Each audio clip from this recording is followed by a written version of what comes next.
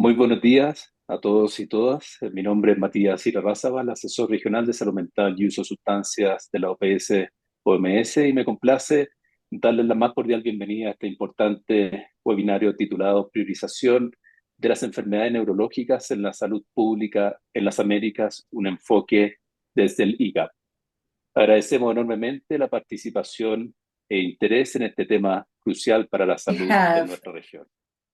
Este webinar participation on this forma parte de important una serie de eventos public health dirigidos issues. This a is part of a concientizar series a of las events autoridades y that seek profesionales to de la raise salud awareness amongst sobre la health importancia professionals de and incluir las authorities of enfermedades the importance of neurológicas dentro including de las prioridades neurological públicas, disorders in considerando public como health recomendaciones de planes priorities nacionales as part contribuir a of the reducir la national carga plans que estas and to help condiciones reduce the imponen en burden of nuestras disease poblaciones. imposed by these Los presentadores illnesses se on van a our explicar mejor, population. The pero muy speakers will brevemente, explain this las better, enfermedades but very neurológicas briefly, constituyen la segunda causa de neurological muerte en la diseases mundial are y la the principal second leading causa de cause of discapacidad death y in the mortalidad world en los and the leading Américas. cause of Tenemos datos disability recientes que revelan in the un Americas. incremento del There has 60% en been las a muertes relacionadas con worrisome trastornos increase neurológicos en of nuestra región, deaths lo que related to subraya la neurological urgente disorders in the necesidad de region, which atención pública underscores the de estas urgent need condiciones to dentro del sistema de prioritize salud these pública. conditions within public health. Ante este creciente desafío, la Given this Organización growing Mundial de la challenge, Salud the World ha Health desarrollado un Organization plan de has acción contra la developed epilepsia y the otras Global enfermedades Plan of neurológicas, Action conocido for como IGAP. Epilepsy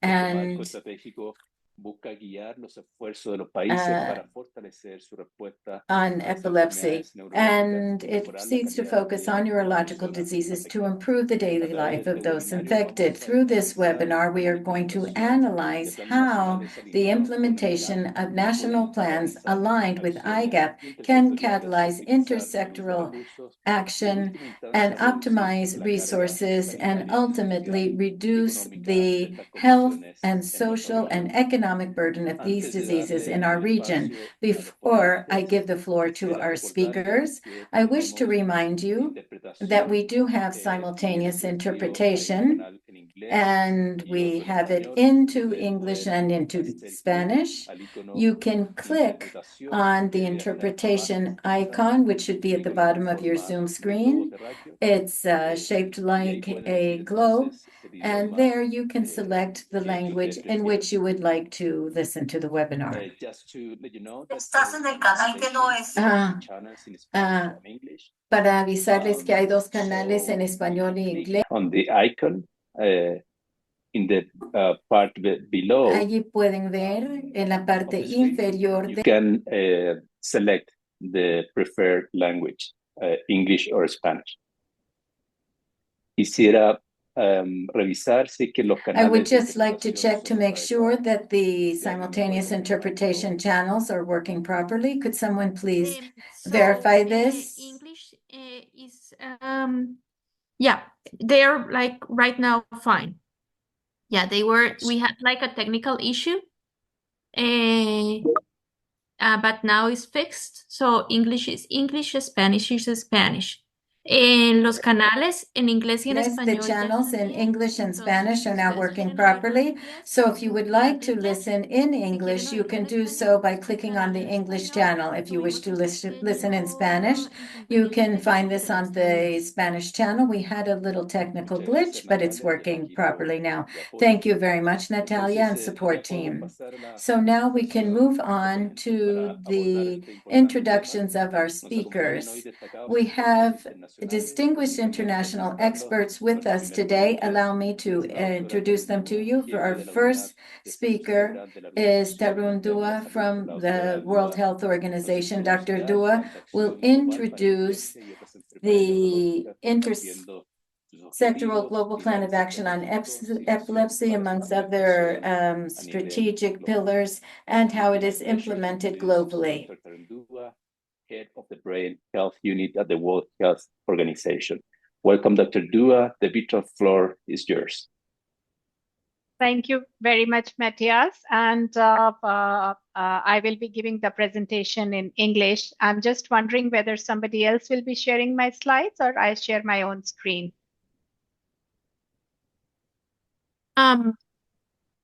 It will be best if you can share your own screen, but if you have difficulties, I can do it for you. No worries. I'm sharing my screen. Can you see my presentation? Yes, I can. Yeah. Are you seeing it in the It's slideshow mode, or not you are? in, not yet in the slideshow. If Now right it's now, perfect. yeah, now it's fine. Okay, great. So, we have been giving these virtual presentations for many years now since COVID-19, many more, but still there is always technically we feel we are challenged in making the presentation through Zoom or MS Teams. But nevertheless, yeah, greetings from the headquarters. And briefly, I'm going to talk about the Intersectoral Global Action Plan on Epilepsy and Other Neurological Disorders. Why we are talking about neurological conditions, I think the one of the important rationale is the high burden that we see due to neurological conditions. So if we think in terms of the number of individuals who are impacted, these are almost 1 in 3 person will have a neurological condition, and they are the leading cause of disability adjusted life years, or as we know as DALYs, based on the global burden of disease. Now, if you look at these disease conditions, majority of the burden is due to stroke. But then we have many of these health conditions that are across the life course. And so, for example, neonatal encephalopathy at the early years, or dementia, which is at the later years. Links with non-communicable diseases such as diabetic neuropathy, links with communicable diseases such as meningitis. So what it means is that as we think about neurological conditions, a life course approach, a multidisciplinary approach is extremely important. The second rationale for the action plan is because of the high treatment gap that we have to do due to neurological conditions. And this is one of the reasons is that we have lack of neurological workforce across all the regions. We have, even if neurologists are available, you will find them in the capital city or in urban settings. Very few will be working in the rural settings. We don't have specialized services. Many countries, we don't have the medicines available, or even if when they are available, again, there is a disparity between different groups. There is disparity between the different geographies that exist within the country. Last but not least, and an important cause for treatment gap for neurological conditions is the high stigma and discrimination. And this is something that that these conditions they share with the mental health condition. Keeping in mind this rationale, this justification, the Intersectoral Global Action Plan, or in short, what we know as IGAP, was adopted in May 2022. And the IGAP is ambitious in its vision and goals. It's about valuing, promoting, and protecting brain health, preventing, diagnosing, and treating neurological disorders, and supporting people affected by neurological disorders and their carers attain the highest possible level of health. And we are today during the webinar going to look at each of these pillars of the vision as we go through the different presentations. The action plan has 5 strategic objectives: raising policy prioritization and strengthen governance, effective, timely, and responsive diagnosis, treatment, and care, strategies for promotion and prevention, research, innovation, and information systems, and strengthening the public health approach to epilepsy. It comes with 10 global targets, but countries can set their own national targets, taking into account national circumstances and challenges. And there are actions proposed for WHO Secretariat, member states, international and national partners. A couple of points that I would like to make before we get into the discussions at the regional level is that there are many neurological conditions, and what we need to do is align care between neurological conditions because they share similarities. So for example, if we think about access to medicine, the challenges are similar whether you think about first-line anti-epilepsy medications or first-line medications for Parkinson's. I've already talked about the importance of life course approach and interdisciplinary collaboration. Another point about neurological condition is that the policy integration is very important, again, because of the multidisciplinary nature. Many countries may not have the bandwidth to have a standalone national policy. While it is important, even if that does not happen, it can be integrated across policies and plans like NCDs, mental health, etc. Holistic person-centered care, continuum of care is extremely important because many of these are chronic conditions. There are comorbidities, supporting carers, supporting families, and therefore the importance of community care, lack of specialists, and thus the importance of primary care. As per policy integration, we need to think about the program integration, and this is embedding into communicable, non-communicable, mental health, that comprehensive integration is extremely important. WHO has disease-specific tools that you can see on the right side. We also have implementation toolkit, a position paper for looking at some of the issues such as access to medications, and we would encourage countries to adapt, contextualize, and use their tools for strengthening the implementation of the action plan. IGAP, just key messages for you to reflect that it offers opportunities and we require all partners to invest. Ministries of health, the governments, in terms of not only integrating the neurological conditions in policies and plans, but also strengthening human rights and eliminating discrimination. Civil society partners, academics, clinicians, all to work together. But importantly, we need to involve people with conditions, people with lived experience, who should be the center of decision making, and we need to include their perspective. With this, I hand it back, Matthias, to you for the next presentation. Thank you very much.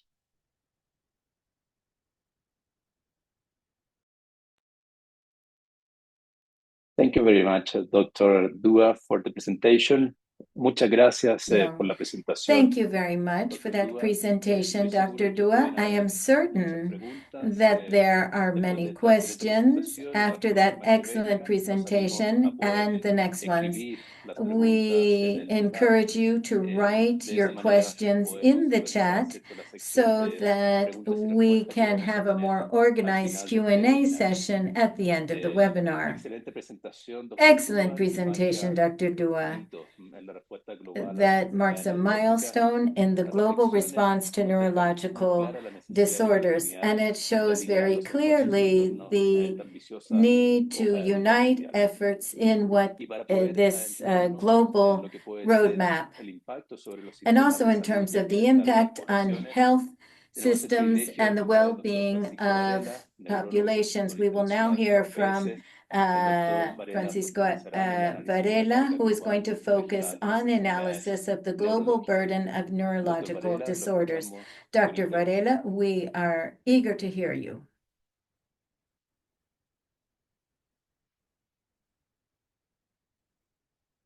Estás con el micrófono apagado, Francisco. You're muted, Francisco.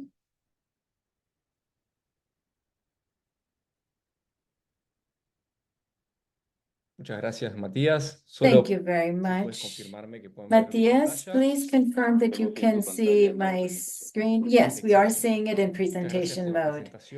Thank you very much for that introduction. And once again, I thank you for the invitation to this webinar, and also thank our audience for connecting to what we consider to be a very important event for our organization. During my presentation, I'm going to highlight the importance of the global burden of neurological disorders by focusing on the Americas to understand the epidemiological burden of these disorders in our region.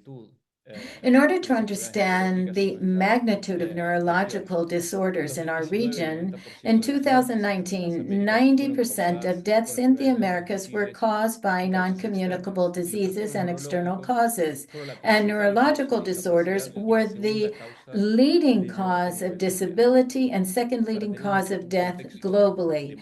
In order to understand the demographic context in the Americas, the population increased by 22% between 2000 and 2019, and the population is currently a bit more than 1 billion. And fortunately,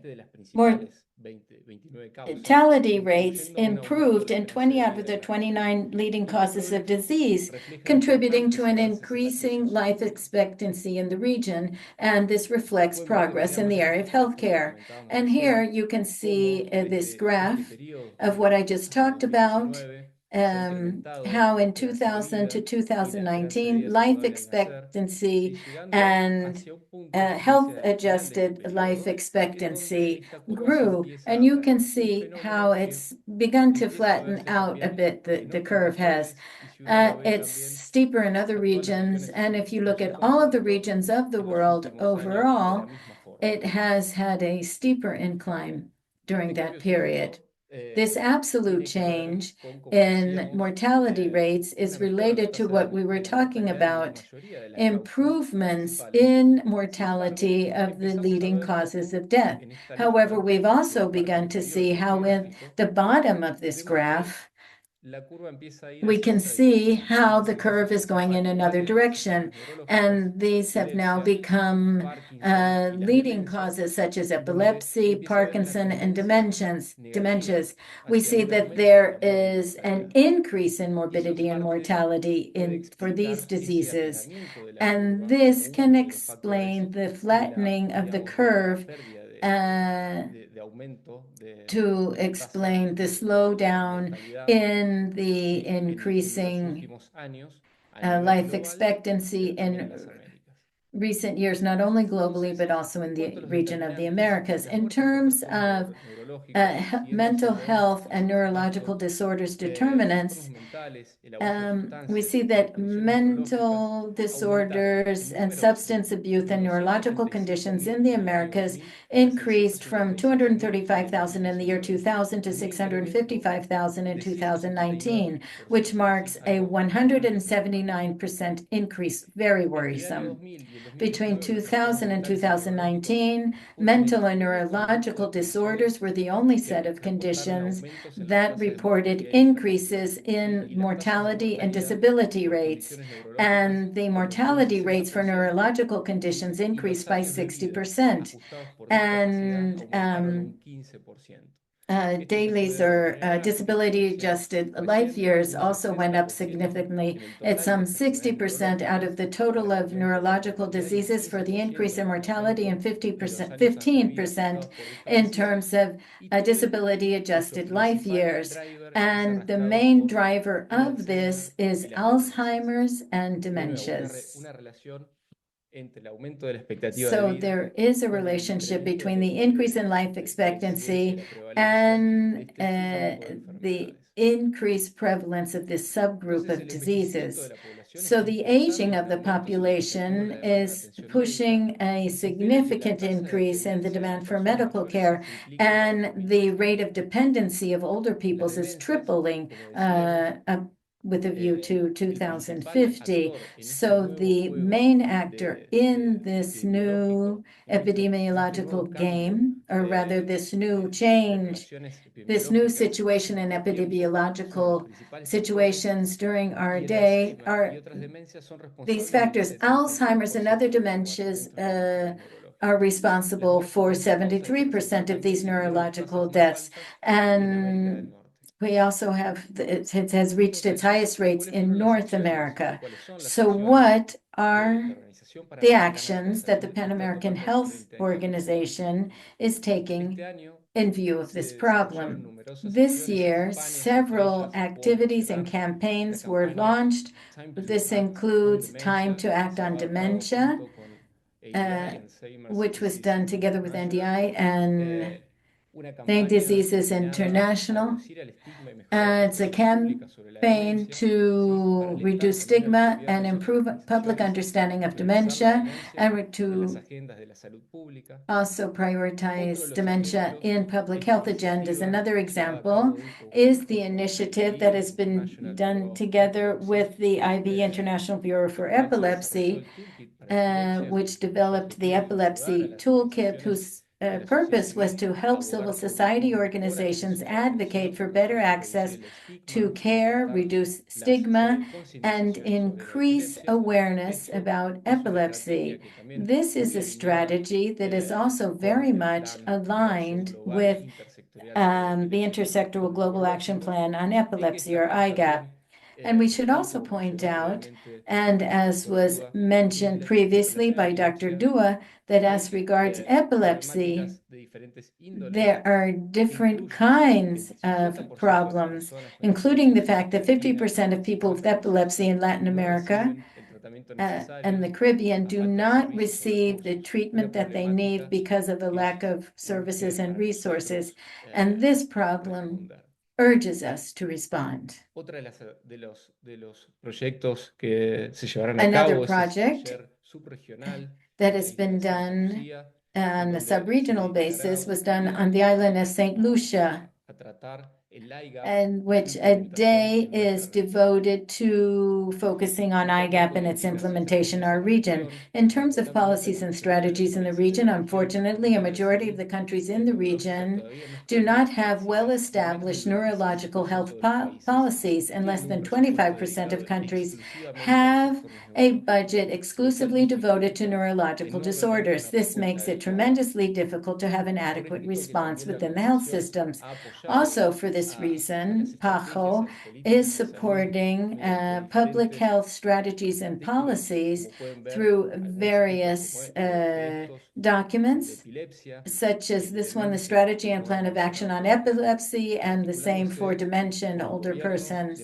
And we make this available to governments in order to collaborate in mitigating this problem in our region. In conclusion, we believe that the path to follow for neurological health in the Americas needs to close the gap in treatment and raise public awareness about these diseases and advocate for early prevention, or early detection and prevention. But we also want to point out that this all requires a strengthening of healthcare, particularly primary healthcare, to close gaps in treatment, have early detection, and rehabilitation of patients who are impacted by these neurological disorders. Thank you very much. Thank you very much, Dr. Varela, for sharing that very relevant data about the magnitude of the challenge posed by neurological disorders in the Americas. Without a doubt, this requires a public health response that is coordinated, intersectoral, and sustained. And now we have more than 230 participants, and I invite you to place your questions in the chat so that we can answer them during the Q&A session at the end of the formal presentations. Our next speaker is Dr. Kiran Thakur from the University of Columbia University in New York. Dr. Thakur will share thoughts about how to address neurological disorders and public health programs in terms of services and strengthening capacity. Medical Center of Columbia University in New York. Dr. Thakur is going to present about how to effectively integrate neurological disorders into public health policies and programs, including innovative strategy for service delivery and capacity building. Welcome, Dr. Thakur. We're eager to learn from your expertise. Thank you very much. It's such an honor to be here and speak amongst international experts. And I want to congratulate PAHO and the WHO for this webinar and also for emphasizing and prioritizing neurological disorders. And it's really exciting to see so many participants, and I know there's others who are listening on the web as well. So we've heard kind of big picture about IGAP and this kind of momentous occasion to really prioritize neurological disorders on a global level. And then my colleague at PAHO has really explained the current landscape in terms of epidemiology and gaps in neurological care in the PAHO region. And I'm going to really address kind of what the pragmatic steps are to implement IGAP at a regional and sub-regional level. And then we'll be hearing from a colleague about country-related implementation. So we have heard about this intersectorial global action plan on epilepsy and neurological disorders. I encourage everyone who's listening on to really review this document in detail. It is really a major milestone. And what I really want to focus on here is are the goals of IGAP, which are major goals, which we believe are necessary. But I think the question really comes is how do we implement such goals? And how do we contextualize this around the many settings that exist within the 35 member states of PAHO? So a conceptual framework for what I'm going to be discussing is that there is certainly, and I think the prior speakers have proven, as well as data has shown, that there is an urgent need for translating high-level IGAP into pragmatic steps and actions. Leveraging existing tools and systems which align and synergize with IGAP goals in the Americas, I think, will be a fundamental step. And I'll speak to a little bit of that in terms of existing programs that IGAP goals can be potentially integrated into. And then the rollout of IGAP, as I mentioned, must be contextualized around the kind of many different settings, healthcare settings in terms of access to care, healthcare economic settings that exist within the region, socioeconomic differences, environmental differences that exist, which are vast and varied, cultural and ethnic differences, etc. So Dr. Dua mentioned this important implementation toolkit, and some of the themes that I'm going to discuss today are really around the framework which exists. And there's really three kind of major areas that are focused on. One is a situational analysis. We learned about some of the data which exists, but I think importantly, identifying where the holes of data, not only epidemiological data, but research, clinical research, basic science research that may provide information for public health, those gaps that exist within the region or sub-regionally. The importance of stakeholder engagement, and I'll speak to that as well. And then importantly, this idea of how we monitor, evaluate policy changes so we can create sustainable models that incorporate neurological care. I really love this visualization, which is from an article looking at the development of national policies for quality in healthcare in Malaysia. And why I think this visual is so important is that really the identified kind of areas of stakeholder mapping and engagement and situational analysis must go across all kind of continuums that are from the development and implementation in its earliest stages of national and subnational healthcare priorities to indicators and quality measures. And so it's not that situational analyses and stakeholder mapping and engagement is a one-time process, but it should be constantly evolving, and it should be continuing throughout the development of these policies that will develop and improve the sustainability. So what about the regional situational analysis? I'm going to speak broadly about the PAHO region, and we have ongoing work in developing more sub-regional analyses and speaking to some of the challenges and opportunities within the region itself. So health, as we all know, is not just related to access to healthcare and a healthcare system, but it's also integrating health behaviors, one's physical environment, as well as socioeconomic factors. And these are just some images from the Paho region and some of the challenges that exist, including forest fires in Paraguay related to climate change, poor sanitation that exists in some of the regions related to overcrowding in urban settings, and then ongoing violence that exists globally and the areas of conflict that were increasingly relevant in our global community, but importantly in Paho.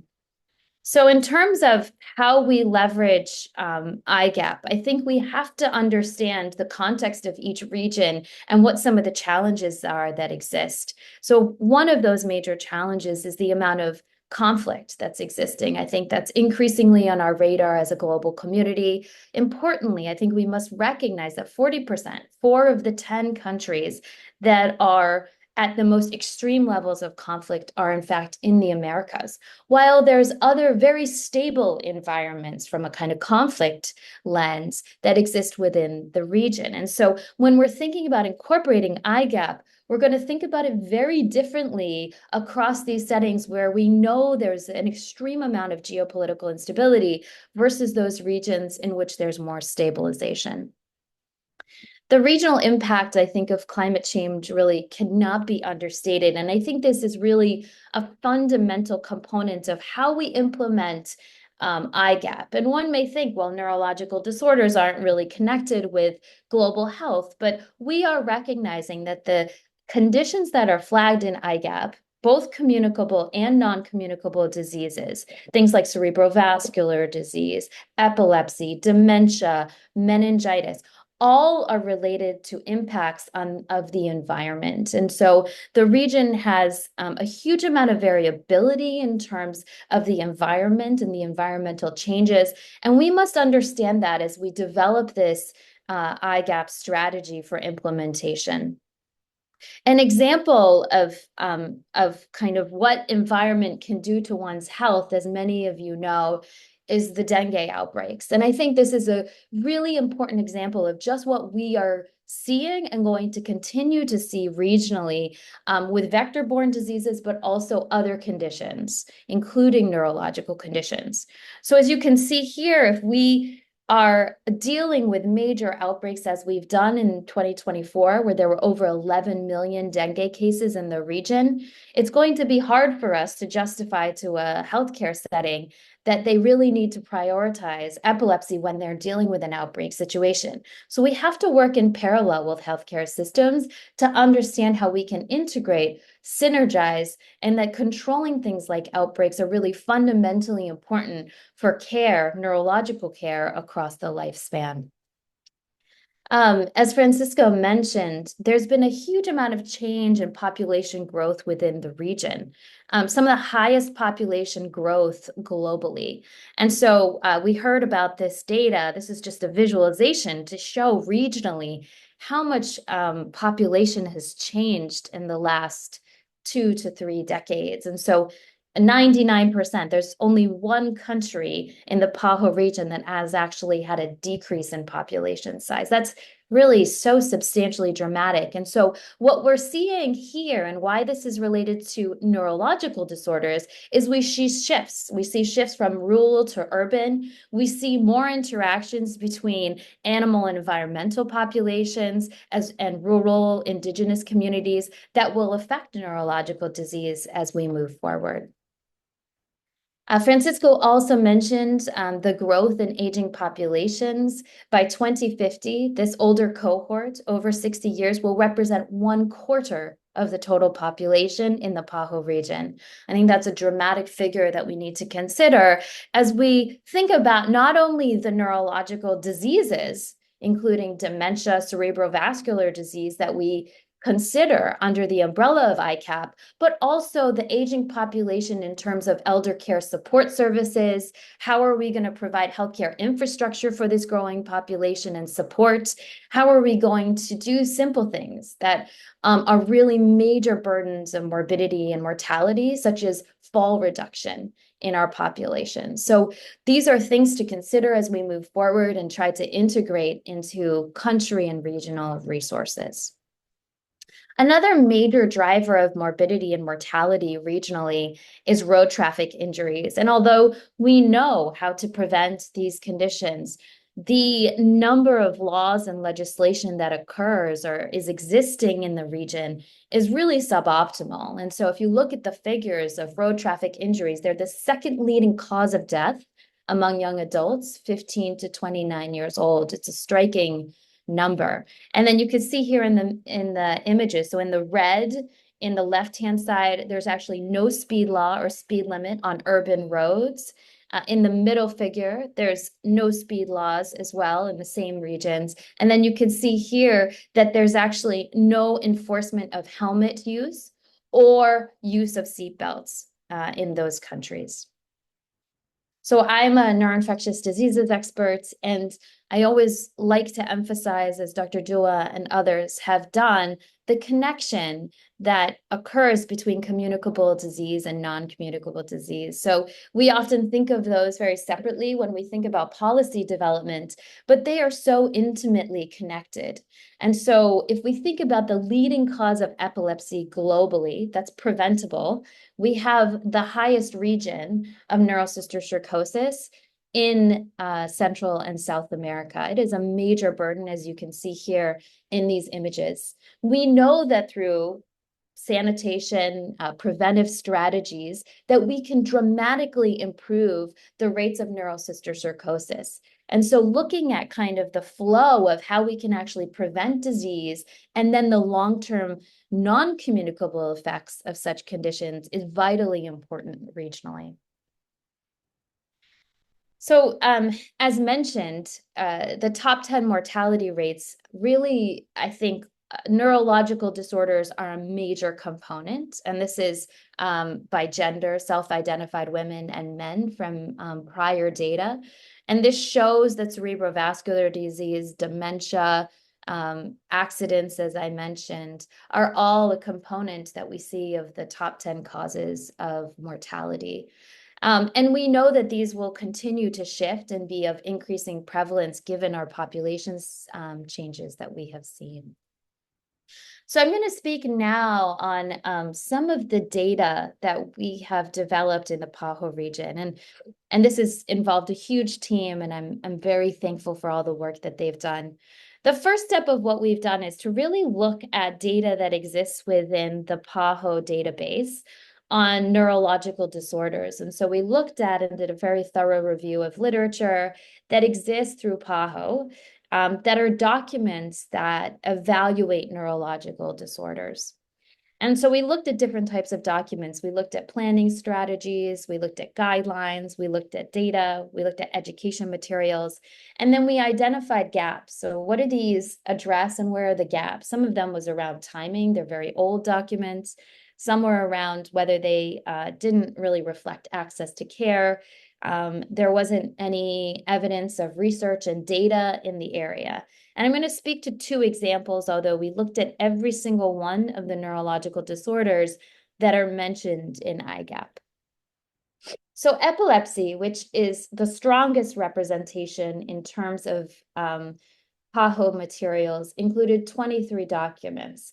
And you can see here the breakdown of what we identified in terms of these documents. So some around planning and strategy, a few around clinical guidelines, epidemiological data, and then two for patient and caregiver education. So you may say, okay, well, this doesn't look so bad. 23 documents is pretty good. But there actually were several gaps that exist. And so what we did is we looked at all of the documents for strategic plans on epilepsy. The last formal strategic plan was in 2011, and the final report was addressed in 2022. And I'm excited to learn that that's moving forward with a new strategic plan on epilepsy. And there were many gaps. So planning and strategy requires an update on guidelines. There was really a lack of regional epilepsy specific guidelines on care. There was outdated information in terms of the epidemiology, including treatment coverage, importantly, on the epidemiological data.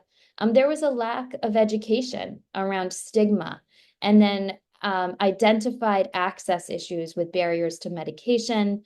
There was a lack of training materials and educating materials for primary care providers, amongst other items. And then cerebrovascular disease. So as I mentioned, for all of the neurological disorders, there were really major gaps that were identified, at least in the PAHO-related documents. This is around cerebrovascular disorders. And so you can see here, there was 3 strategic plans. There were no clinical guidelines, 3 epidemiological data reports, no patient and family education resources, and then there was 1 other material. And you can see here some of the gaps that we identified in terms of PAHO-related materials that exist.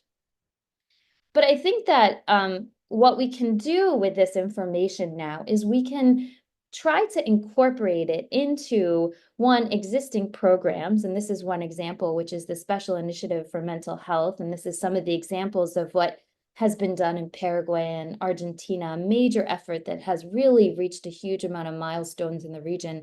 And also now what we can develop on a regional level in terms of PAHO-related documents. And so, as I mentioned, I'm really excited to learn about this Advocates Toolkit, which was recently released in the PAHO region. I think we now need to understand how we can actually get it to our patients, caregivers, providers. This technical advisory group on cardiovascular disease was recently released, and I think is an important place where cerebrovascular disease can be potentially integrated. There's been a report on the global status on road safety. I showed you some of that data, but what we really need to do now is follow this up with some of the implementation plans and guidelines to really enforce changes so that we can improve and enhance the safety in our roadways. The next phase of or ongoing phase of implementation at a regional level really involves stakeholder mapping and engagement.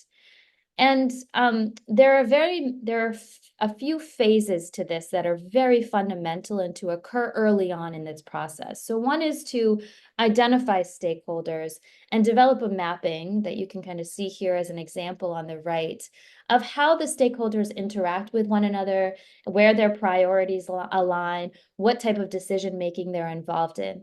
And then you want to synthesize stakeholder interests and influence, and then bring together in meetings, both online and hopefully in person, so that we can actually start to develop and plan for policies. I think importantly, enfolding multiple sectors into this stakeholder plan, including NGOs, governmental organizations, communities. As Dr. Dua mentioned, the patient voice and the caregiver voice is so important as we relate to these stakeholder discussions.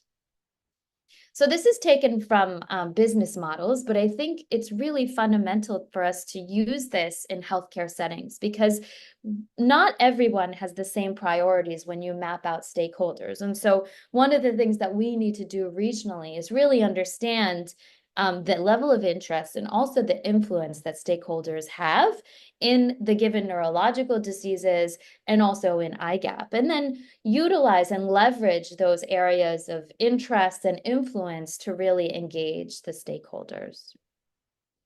So this is just an example of some of the key regional public health stakeholders that could be leveraged in terms of discussing policies that relate to neurological disorders and the implementation of those policies. And so things like PAHO and WHO collaborating centers, certain NGOs that really emphasize neurological disorders, UN agencies really coming together, I think can be so powerful in terms of moving the needle forward for IGAP. I also love this diagram. So this is from an article looking at how we develop a national plan for non-communicable diseases in low-income and lower-middle-income settings. And why this is so important is that it marries the issues and importance of costs, right? Making the investment case for stakeholders, leveraging stakeholders' opinions, And then developing and tailoring national and regional capacity and priorities, and then implementing and following that implementation plan with costs, financing options, and then assessing integrating options. And I think really here, these kind of big blocks are important to map out going forward as we think about implementation at a country level.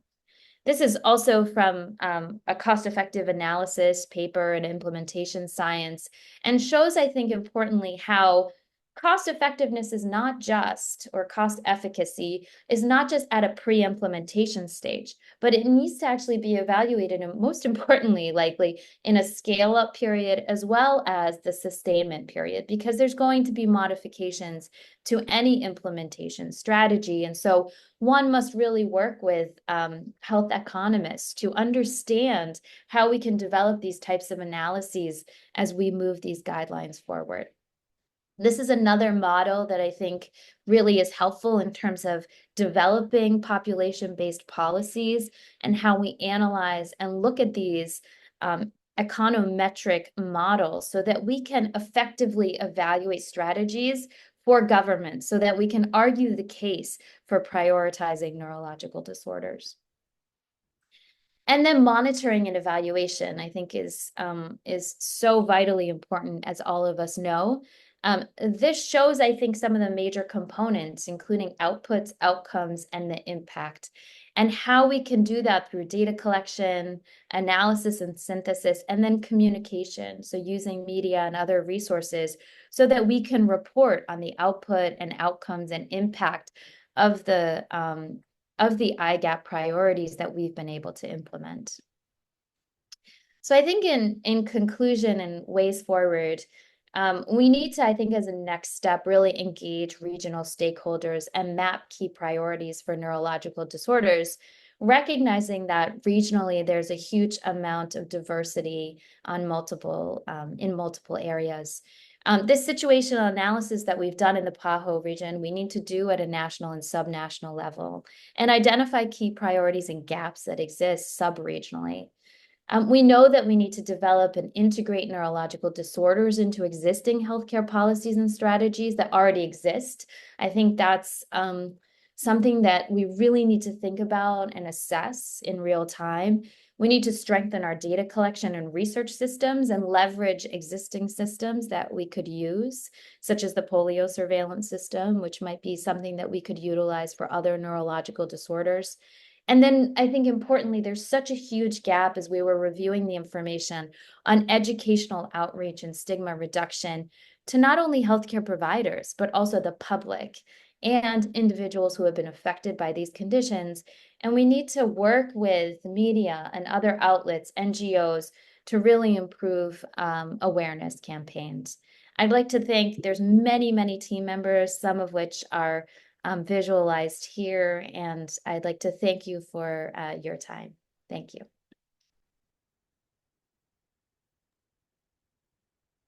Thank you very much, Dr. Thakur, for your excellent ideas and concrete proposals to move towards a more integrated and comprehensive public health response to neurological disorders.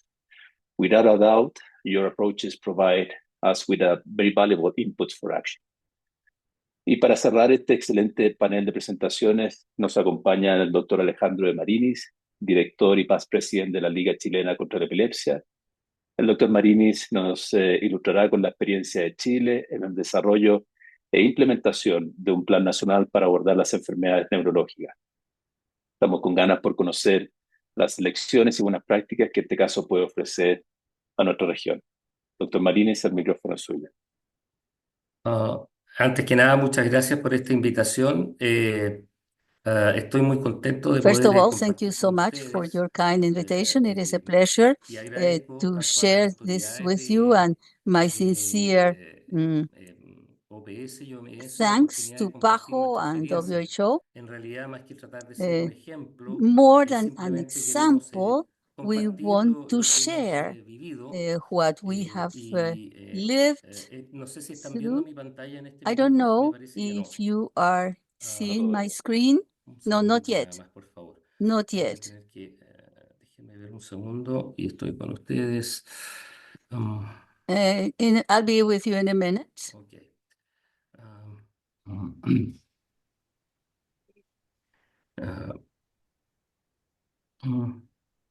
Ahí Ahora parece que sí estamos, estoy. Sí. Looks like estamos viendo la pantalla completa. my presentation is on Y the ahora screen. Yes, entonces, now it's in Muy bien, presentation bueno, mode. Thank you. la Liga Chilena contra la Epilepsia es un The capítulo Chilean League Against del Epilepsy International is a Bureau for chapter Epilepsy y of the también desde International hace ya Bureau muchos for años un Epilepsy, and centro for colaborador many del years we have OPS, been a OMS, collaborating center for WHO y and nos complace PAHO, presentar entonces, and como les we are decía, very nuestra pleased experiencia to que se share our enmarca en parte experience. de lo que hemos Our conversado, ¿no es cierto?, experience is centered on de part of what we have todo lo discussed, que tiene que ver con las enfermedades neurológicas en las having to Américas do y with con todos estos neurological aspectos que disorders in the están Americas, and with the different presentados acá y aspects de los que se ha that are conversado y he presented aprendido here on mucho. the screen. And I have learned a lot from your Entonces, lo que vamos presentations. a hacer un So poquito what es we will contar do cómo de is algunas de estas to tell cosas you han ido ocurriendo en is realidad, how all of this has si developed in bien our y que country. representan los objetivos de IGAP, And que es nuestra we institución. are Nuestra based institución on the es muy objectives antigua, of our nace en el año institution. Our 53 institution was founded como in una respuesta de 1953 la as a comunidad response a una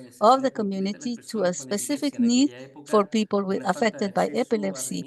In rendimiento those de los years, fármacos there anticrisis. was no access to Inicialmente esto parte essential como una drugs. iniciativa médica, Initially, pero se this agregan was rápidamente damas an voluntarias que initiative son quienes acogen a los centered pacientes on the buscando medical opciones. teams, Es decir, but empiezan a very, very integrarse elementos de soon, la comunidad rápidamente volunteer y en un ladies momento se logra una join the donación groups of importante de patients, and medicamentos then they search anticrisis que for también nos donations. lleva a We otro have elemento que es an important saber donation buscar here, fondos, and buscar that is that donantes we y esto were looking entonces for a con donation este of criterio de medicines to combat crisis.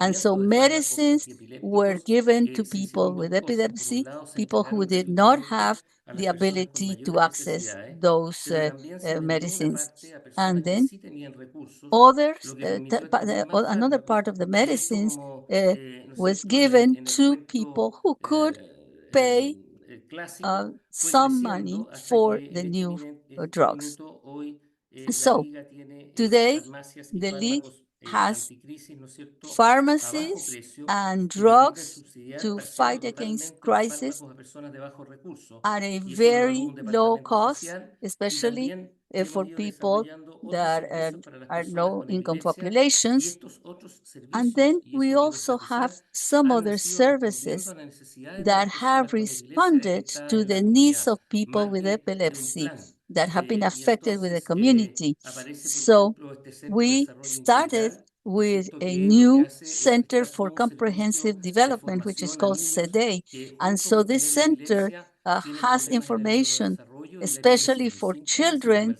that CDI. are También developing para jóvenes having con epilepsia que epilepsy, requieren and apoyo also para la for young inserción en el mundo del people trabajo, that que have es el Centro de Desarrollo y problems accessing Capacitación, work. que ha And ido so we sufriendo una founded the transformación Center for y en este Development and momento Training, nuestro which is sueño es called poder llegar en CEDCA. realidad So these a two todas las centers, etapas de la vida de CEDEI las and personas con CEDCA, epilepsia are y esto como covering aspectos tan the importantes. problems of people También empezaron a both llegar in pacientes que early requerían childhood atención as médica young people. especializada And then y finally, medios diagnósticos we have fundamentales worked como el on patients electroencefalograma y that la require resonancia magnética del specialized cerebro y estudio de medical imagen care, anestesiológico uh, médico, del uh, cual ya hablaré, y empezar a buscar magnetic entonces los resonance, factores EEG, psicosociales and que other limitan la calidad de vida de las tests. personas con epilepsia, que es So nuestro fin there último. are Tenemos muy many claro que social, tratar psychosocial únicamente las factors crisis that no significa a veces cambiar limited or have limited the significativamente quality o of tanto life como of quisiéramos la people with vida de epilepsy. una persona con epilepsia y claramente apareció And algo que se then ha conversado aquí, obviously un fuerte something énfasis really en la important, we have educación given a y que hemos strong tenido un emphasis desarrollo muy to importante en dos áreas education, que son las personas con especially for epilepsia, people with los familiares y los epilepsy, their cuidadores, families, pero and también their en profesionales care de la providers. salud And a also todos los we have niveles. educated health En una professionals in segunda this field. etapa, aclaro In que a estas etapas second no stage of son development, necesariamente tan we cronológicas, have pero gone son beyond etapas the de evolución, provision ¿no es of cierto? drugs to Como dije, combat estaba este crisis. centro And in que mencionado mencionado to the recién CDA y and el CEDCA servicio médico, ¿no es centers, cierto? Que es un and then the servicio payment for multidisciplinario y que incluye no solo la MRIs and participación de neurólogos, EEGs and other psiquiatras, services. psicólogos, We have terapeutas also ocupacionales y supported medical neuropsicólogos. care. Es We decir, have buscar multidisciplinary una atención training integral. And then this is a topic that has to be emphasized. We were able to reach these goals because we had the participation of neurologists, psychiatrists, psychologists, occupational therapists, and neuropsychologists.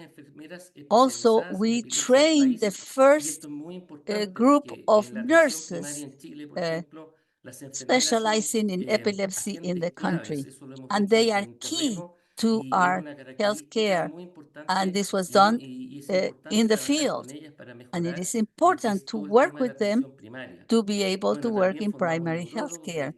So we also have contracted neurologists from different universities and from many medical students that are specializing now in the topic of epilepsy. We have had open clinical meetings week by week with several health professionals around the country. And then there was a special need that we have to recognize. We actually saw patients that needed surgical interventions for epilepsy. That was important too. On the second stage, we went beyond the provision of drugs, and we provided social assistance to be able to care for all the people with epilepsy, giving them all the support at community levels, and also emphasizing education, and not only educations of the people with epilepsy, but also the family and the healthcare providers. We have several educational videos in our web center, in our website, and also we believe that it is essential to use the media, the social media, to be able to disseminate this information. And in the third stage, we have seen an active association and participation of other institutions that work in epilepsy, both inside and outside the country. In Chile, we have had a lot of relationships with external institutions over 20 years. And then we work with the Ministry of Health. We work with different epilepsy institutions, such as the International Bureau for Epilepsy. And then also we have been a collaborating center for PAHO and WHO. But I think something really important to say here is that we have been able to do this through the integration of the league to all other stakeholders. Because before 10, 15 years ago, we saw some failures, but right now, social and civil society, social sectors and civil society are interested in participating. We have contacted different groups of people. Some people who are not professionals, but others are professionals, and then youth groups. And then we have to advocate for the rights of people, not only society in general, but also to make sure that we advocate for concrete initiatives. We have been working with the National Ministry of Health in health and epilepsy plans since 2005, and we have collaborated in the preparation and development of plans by the Ministry of Health, and also the plan that is called the GES, which is the Explicit Guarantees for Health. And then this plan offers guarantees of care and other availability of other services for the people affected, just to make sure that people receive all the care they need. We want to have universal access to carbamazepine, valproic acid, lamotrigine, and levetiracetam. And these we are concentrating right now on patients with non-refractory epilepsy. But also there's a pilot project at the level of the Ministry of Health, and we want to widen the scope of this project going to the Minister of Finance, which is very hard to deal with the Minister of Finance, but we're trying to include epilepsy in primary health care at the level of the Ministry of Finance too, and the level of the Ministry of Health. And then that was the last program that was implemented in our ministry. And through primary health care services, we have learned important lessons, and we have been able to give advice to different groups at different levels. So here we have the surgery for epilepsy in patients with refractory cases. Here we see the different areas of the brain. This is the epilepsy that where the surgical procedures give the best results. So we have to make sure that we work with different institutions in the evaluation of this type of surgery. And we want to make sure that we can register in the different inpatient services, all of these patients that need this surgery. And we want to make sure that patients can go directly to surgery. And then in many developed countries, this requires hospitalization, and hospitalization is very, very costly. So here we have a picture of the people involved here. At the beginning, we have limited capabilities, but last year in 2023, we signed an agreement with Hospital Dr. Sotero del Rio, and then that way we increase our capacity for surgeries. And then here, when we have a group, we have different degrees of competitiveness, and then we have been working in all this process as neurologists. We really feel fulfilled, and then we have been working not only with the directorate of the league, but also we have been able to advance in this effort. So we will be able to have actors from the private world. And then we want to make sure that we can cover all the services. It is very important to be working with everybody, because many times we have resistance, and sometimes there is a third stage in which we can work with international and national bodies. It is important to establish links so that we don't have to just go back and start inventing the wheel again. So this has been translated into concrete actions. These are things that are work in progress for us. And this has been mentioned, but it's generation of local information to prioritize and generate effective interventions.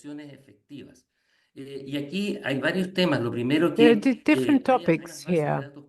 There are some public databases, but they're very scattered and are difficult to access. And in Latin America, the first step to have investigation, and we need to well understand this, is to simply have that capacity of having records.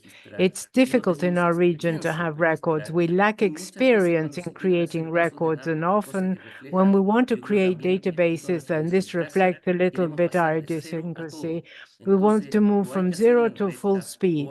So it will either have to be done on Recta or some other platform, because usually our Excel spreadsheets are not really well accepted, but they are a good starting point. I have published works in one of the most important neurological magazines just using Excel spreadsheets, and I've managed to do it. So we need a kind of toolkit and advice or counseling to be able to do this, and I think that will promote research. Next, we need to develop the capacity for analysis and investigation.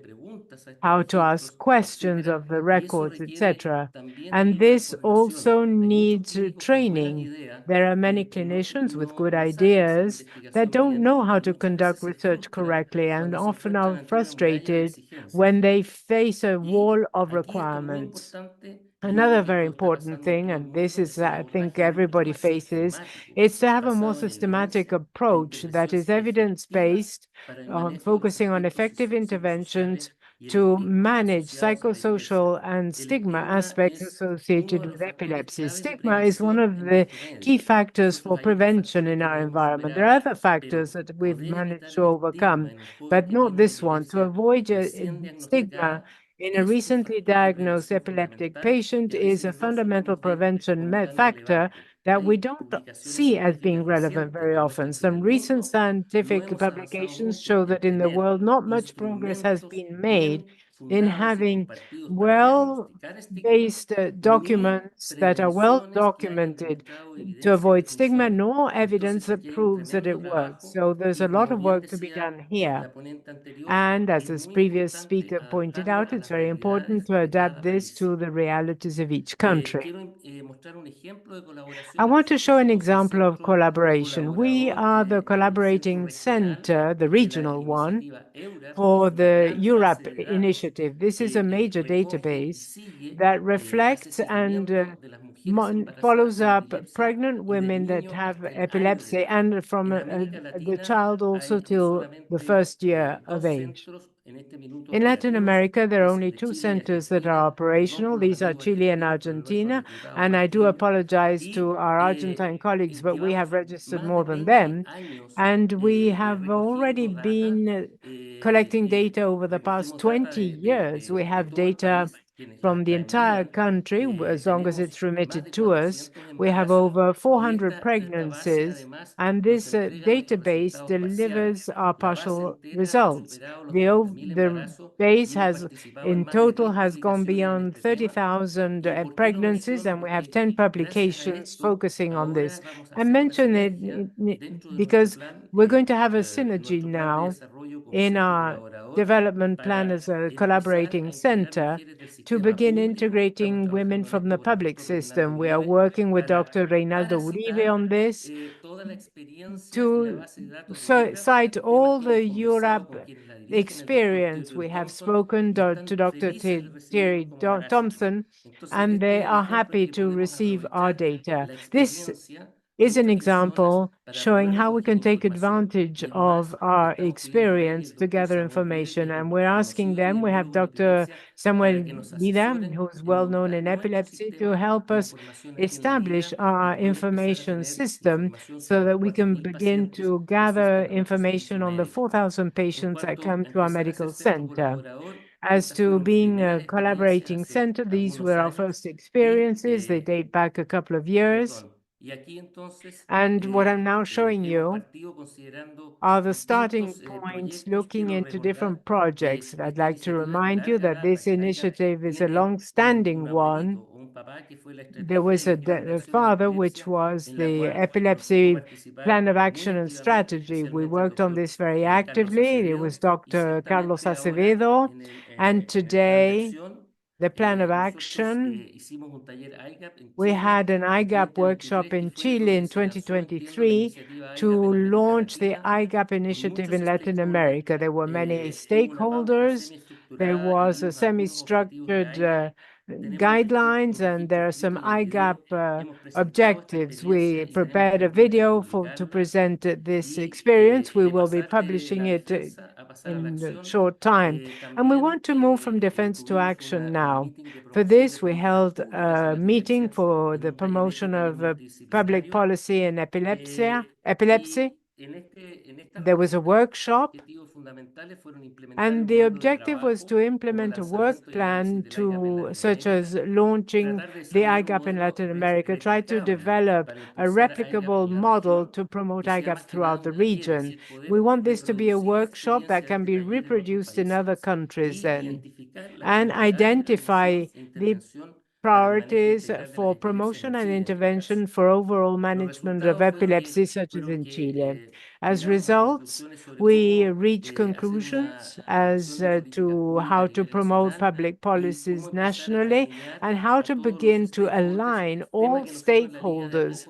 This is something that in our league we have been learning about, so as to prioritize some lobbying initiatives, bringing in different groupings. And for the very first time, thanks to this meeting, we're thinking about a national survey that will include a question on epilepsy. And here again, we'll be able to glean some epidemiological elements reflecting the country, at least to consider the prevalence of this disease. There were some problems. It was not possible to involve the legislators. Some concrete actions were planned, however, with the Ministry of Health. There were educational actions and a coordinated approach that was intersectoral with different actors, and I'm going to show you some of the results. We think that the format of the meeting can be replicated elsewhere throughout Latin America, and it is important to disseminate what's happening in each country. Our current work as a collaborator center is to support the implementation of the intersectoral global plan of action on epilepsy and to look at fill the gaps of providers of services for this kind of disease, to provide intersectoral training having to do with epilepsy for health professionals, especially in primary health care, focusing on midwives, nurses, and psychiatry professionals in an NHGAP meeting with all the groups, the primary healthcare centers of Chile. Approximately 1/3 of psychiatrists working in primary healthcare believed that it was not up to them to focus on epilepsy. We know that 30% of patients with epilepsy have concomitant psychiatric problems. And we're starting this pilot with Dr. Uribe to apply Europe to primary health care. We're starting with a section that depends precisely on the hospital, and I showed you where surgery is being carried out. Our dream is to integrate it in the entire public health system. We have done other things and actions towards a community to select well-known actors and to say that this acting of your life has to do of what actions you're going to take when you see a person suffering an epileptic episode. At recent athletic games, we have athletes appearing with patients with this very successful phrase that epilepsy should not detain you or stop you. It was a purple day, not only illuminating buildings, but also this is our National Congress, and they participated in the activity. And when we illuminated their building, the Minister of Health and directors of different public health departments joined in. And this happened 2 weeks ago. This is the government house of Chile, and we are working today so that refractory epilepsy may join the program. And I want to share a secret with you that is very interesting. But the people from the Ministry of Health responsible for the epilepsy program are very happy about our doing this.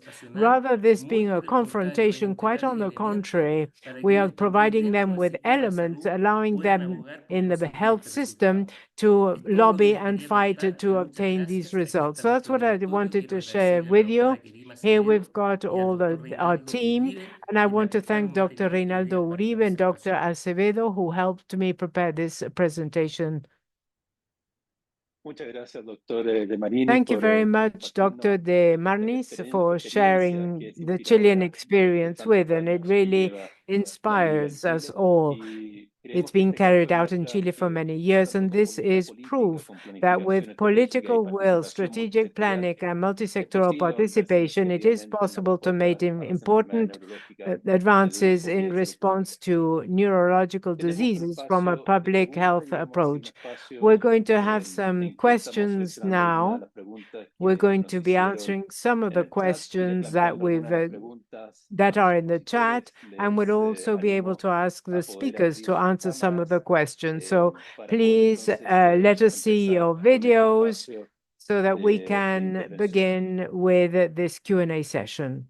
La doctora Dua se excusa porque tuvo There is a Dr. otra Gua reunión who en has la had que to tuvo go que to estar, another meeting, so she's pero unfortunately tenemos had to también leave a us. Sebastián Pinter, But que we es have Sebastian consultor Peter, internacional del equipo who de salud is an cerebral de international Ginebra, por si quisiera, consultant in Geneva for digamos, cerebral diseases. contestar Perhaps algunas he would preguntas que like to estén answer involucradas some of the con los comentarios. questions. Sebastián, feel And free to so, jump into the discussion and the Sebastian, conversation that we're having right now. Para el doctor Varela, tenemos for algunas Dr. preguntas Varela, we have que some hicieron los questions. expositores, más de 250 There are expositores. more than ¿Cuáles son 250 las brechas más participants and críticas many. en los sistemas de salud What are de the la región most para critical responder a la creciente gaps carga in the de las region enfermedades to neurológicas? respond to the burden of neurological Bien. diseases? Bueno, Dr. muchas Varela, gracias por las please. preguntas. Creo que es Thank you una very much for pregunta these questions, and I think difícil de that is responder. a No sé si question tengo that's una difficult to respuesta answer. I don't exacta know if I have a very porque esa precise pregunta answer reviste diferentes because aristas. En there primer are lugar, different la aspects to the región tiene question. diferentes First, in the realidades. region, there are different realities. Es decir, no es In lo other mismo los words, sistemas de salud the health en systems are América del not the Norte que en el same in Caribe, Northern que America en or the Latinoamérica, Caribbean and in Latin pero creo America. que una de las But I do principales, believe that one of uno de los the principales desafíos que presenta chief la región, challenges creo que en todas faced by partes, the y es region transversal a todos, is es cross-cutting and el applies to fortalecimiento, all, como and decía, that de la is atención primaria de la strengthening salud. primary Creemos que la health atención care. primaria de la We salud va a ser believe un that actor PHC fundamental will be ante una a key creciente demanda factor given growing de enfermedades demand neurológicas, de for trastornos by neurológicos, neurological que no van a disorders poder and ser soportados diseases. por los sistemas de These atención will secundaria y not be terciaria, por lo cual responded to by the van a tener un tertiary, rol clave secondary, en and los próximos tertiary años healthcare systems. en este So there will tipo be a key de role for enfermedades. PHC in coming years for this group of diseases. Muchas gracias, doctor Varela, Thank you por very los much, Dr. comentarios. Varela, for those comments. Sí que los otros expositores tienen comentario en If the relación a other preguntas, speakers siéntese libre de abrir su have any micrófono, ¿cierto? comments, Y please expandir feel los free comentarios. to expand your comments. Thank you. Tenemos otras preguntas We para have Dr. Kian other Thakur. questions One of the for questions that Dr. we have Thakur. from the audience is, what are some of the most promising innovations in service delivery models for neurological disorders that could be scaled up in low and middle income settings that we usually have in the region? Sorry, can you just repeat the question? I couldn't hear it fully. Sure. It's about what are some of the innovations in service delivery models for neurological disorders that could be scaled up in low and middle income settings. Yeah, I mean, well, I think Dr. Desmarnis spoke to a lot of what can be done over, as you were mentioning, I think the last several years, and how on kind of a multi-pillared approach, we can really have a huge impact on refractory epilepsy. So I think that's a really beautiful example of something that can happen on a regional level.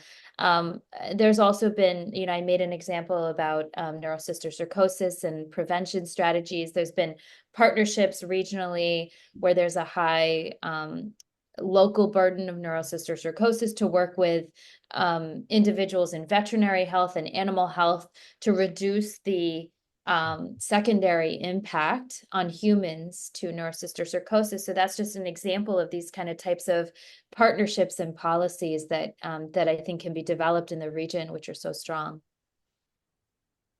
Thank you for your answer. And speaking about the experience of Chile, Dr. De Marinis, hay preguntas acerca de cuál cree usted que han We sido have factores several claves de éxito en el questions desarrollo y about the key implementación factors del Plan about Nacional de Epilepsia the en Chile. ¿Qué development and lecciones the podrían servir implementation para of otros National países de la Epilepsy región Plan. que What están could be the interesados en poder strategies that could avanzar be en esta implemented línea de acción? if you were Yo pienso interested in que el following this factor line of clave action?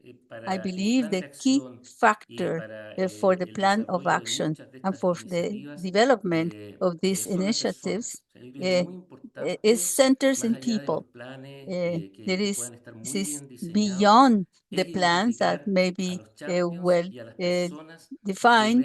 We have to realmente identify the people, pueden the hacer que un sectors, proyecto como and este all of repunte. this Y can ese es un proceso en make que the uno tiene success que of this ir project. So we have to look for the people. Many times things are okay, other times not. But we have to make sure that we just concentrate on participation. Many times in Latin America, we're planning from the top to the bottom. And then from the top, we already have all of these sessions, and there's very little participation. So the national plan that we have with the participation of medical doctors and neurologists, little by little, we have included people with epilepsy and their families. This is not easy. It is another culture. It is another language. It's not easy to try to work with health professionals and to be able to organize things at the level of the community, especially when you talk about family members who do not have epilepsy. So you have to have confidence. And then you have to start a dialogue and to work together so that people understand each other. Nothing better than work together. Especially you see people who have differences and then the differences are no longer there. So you have to make sure that you give the first step. That is essential. In the case of the league, we are all volunteers. The doctors who work in the medical service, they are not volunteers, but we, those of us who work in the league, are all participants. So that's the first step. And then the second step is to have concrete steps in the community to make sure that we in Chile had a lot of social instability. We had vandalism, and then one of the pharmacies was accepted just to make sure that we had those drugs. And then much to our surprise, most people who were there said the league has to be untouched. But then they took the people who had received the medicines and grabbed the medicines and put them back in the pharmacy. So we had to work on the confidence part of this equation. This happens in many sides of the world.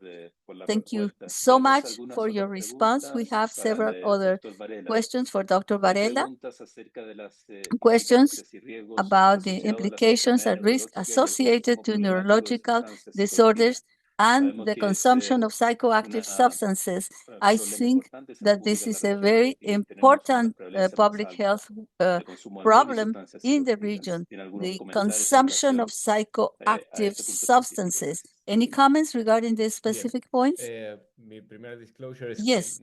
My first disclosure is that I am not a specialist in mental health. I am a neurologist, but I know that there's a tight connection between mental health and mental health problems and neurological conditions.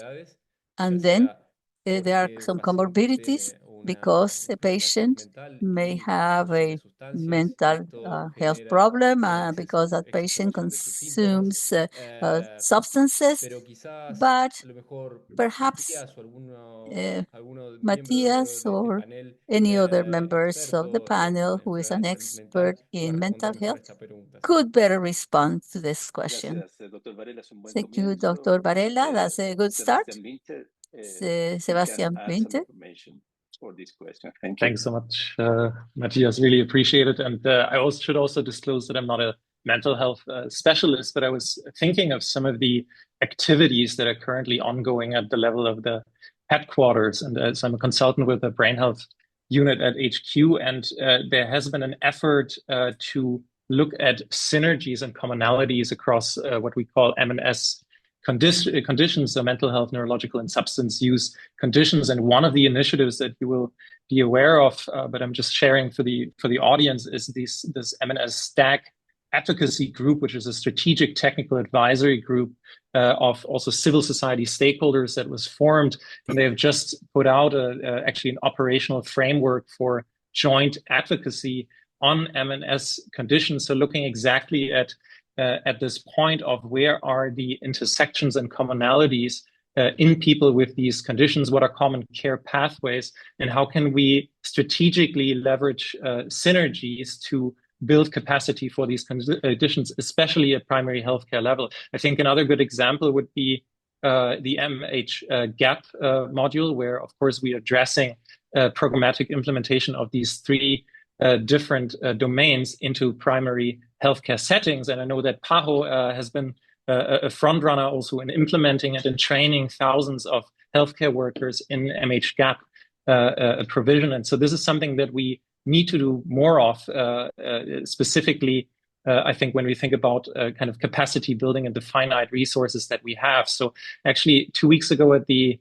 Mental Health Forum in Geneva, we had a meeting on IGAP with multiple stakeholders, similar to what Dr. De Marinas showed for Chile. And we ended up with this mantra from fragmentation to integration. And I think that's actually very, very central. It's something that Kieran, Dr. Theko on this call spoke about, that we need to ensure that integration is actually at the forefront, and that includes not just MNS conditions, but also NCDs and communicable conditions. And the final point I think I would make is to the advocacy toolkit. I fully echo also Kieran's remarks there, that we have created this amazing resource, and I was fortunate to be a part of that process while it's still at the IBE, but it's now up to us to translate that and actually bring it to the countries and have the community really use that to be able to build capacity. So we also need to think about that next step, so it doesn't just sit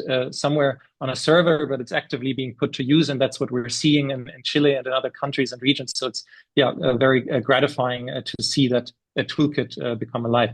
Over from my side. Thank you. Thank you, Dr. Winter, for your comments. Dr. De Marinis, please, in a very short way. Muy corto. Tenemos pocos minutos. Recordar que el tema de salud mental en epilepsia es muy I importante. have to remind you that mental health and epilepsy is a very important topic.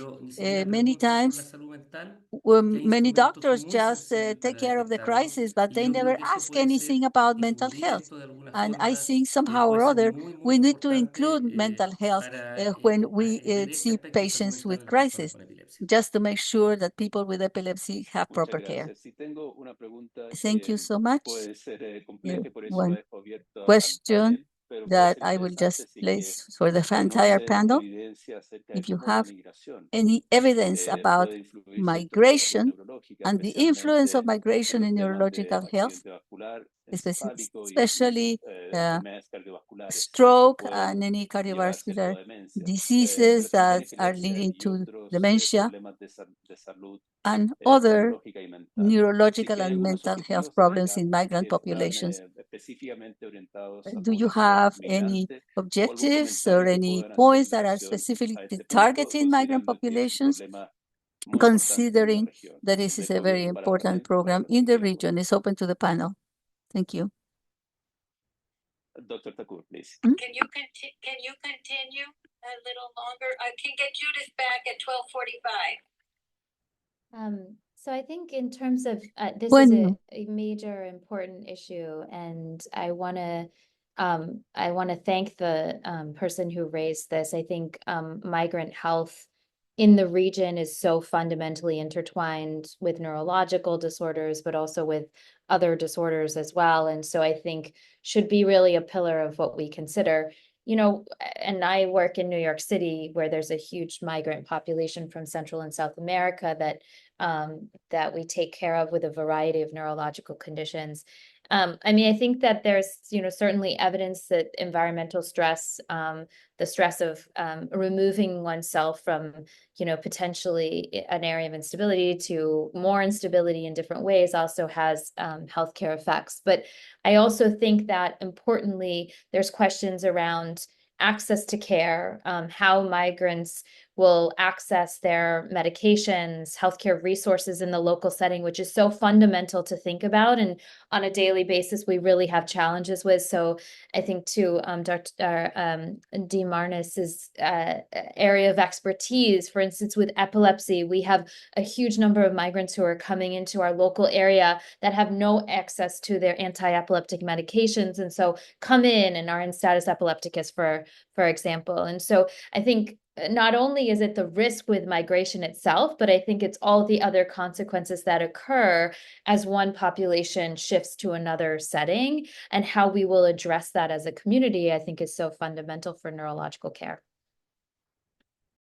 Thank you, Dr. Thakur, for your answer and explanation of something that is very important in the region.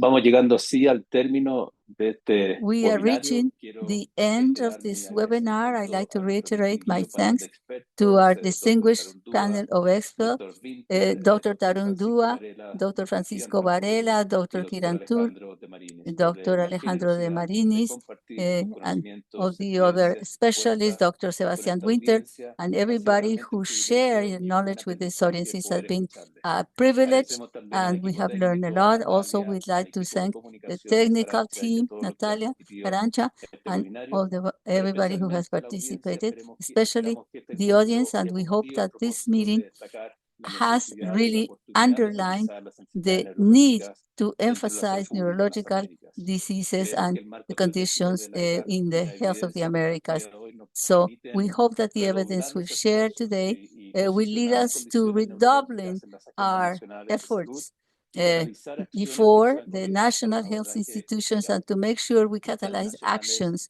surgen como una herramienta clave para and avanzar en work esta with dirección, national pero también todas las plans recomendaciones que pide la and IGAP. follow the La recommendations OMS reafirma el from IGAP. compromiso de acompañar a los PAHO Estados miembros WHO en el desarrollo y reaffirms their implementación de commitment estas actividades, to promoviendo these la cooperación activities by técnica, el promoting intercambio de buenas prácticas y la cooperation, movilización de alianzas exchanging good estratégicas. practices, and Les mobilizing recordamos que esta strategies. We want grabación y to presentación de remind este you that webinario van a estar there is disponibles en el sitio a web de la OPS recording próximamente. of this Ahí también van a seminar poder that will be acceder a una available on amplia the gama de recursos website, and técnicos, we cursos, will have herramientas para a apoyar el lot of technical fortalecimiento de la resources and respuesta a las tools enfermedades that you can neurológicas en access in nuestra región. response to neurological Gracias diseases nuevamente in por la our region. participación y el Thank you so compromiso much con for este your tema tan participation relevante and para your la salud y commitment calidad de for vida this de nuestras relevant topic poblaciones. Les for animamos health a and for the continuar quality of life impulsando of our la agenda con populations. los And let respectivos us continue ámbitos to de acción y foster esperamos seguir the colaborando y agenda aprendiendo in the juntos different de ese areas enfoque. of Muchas work. gracias a And todos thank you y so a much todas. Les to deseo un everybody. excelente resto del día. And you have a wonderful Muchas rest of the gracias. day. Thank you so much. Thank you.